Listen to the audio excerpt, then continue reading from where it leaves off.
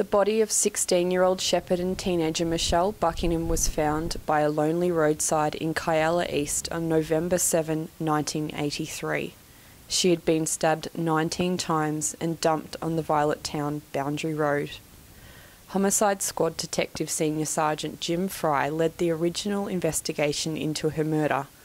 The retired detective returned to the scene he was called out to almost 30 years ago. Jim, what happened to Michelle? Well, we know what happened to Michelle. Her body was found just near here many years ago, and the last we'd heard of it while she was alive was when she left the Victoria Hotel in Shepparton, and she was seen to speak to a couple of her known friends, and then from there everything became somewhat of a puzzle. And what were some of the major problems that faced your investigation almost 30 years ago? Well, the major problem, I would imagine, is that we did not solve this murder, because that's what it was. She suffered a number of stab wounds. So you said that the major problem with the investigations was you weren't able to solve it. I'm wondering why you weren't able to solve it. Was there a lack of evidence, or were people not talking, or what do you recall?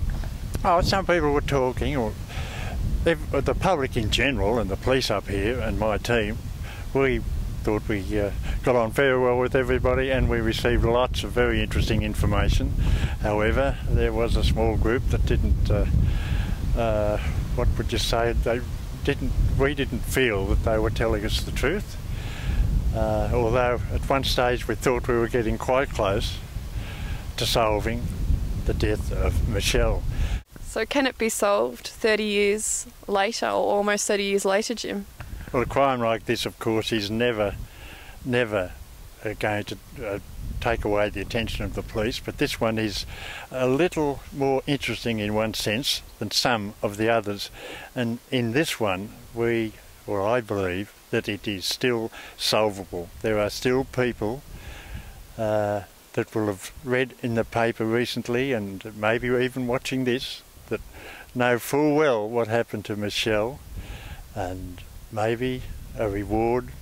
If there is a reward, there was a small amount, I thought at the time, many years ago, but this is a solvable crime. I look at this as being solvable. Some are pretty well unable to be solvable, but this one, in my mind, is very solvable. Why do you think it's solvable? Because of the original investigation, when we interviewed a number of young persons in the Shepparton area. I think among those people that we interviewed, all we want is one to come forward, and maybe, I don't know what the current investigators can promise, but I'll leave that to them. Yeah. And why should people come forward? Every person in my mind has got a conscience. And if they've got a conscience, they're sick of the mum of this young girl we found, and look at her horrendous injuries given to her for no reason apparent whatsoever.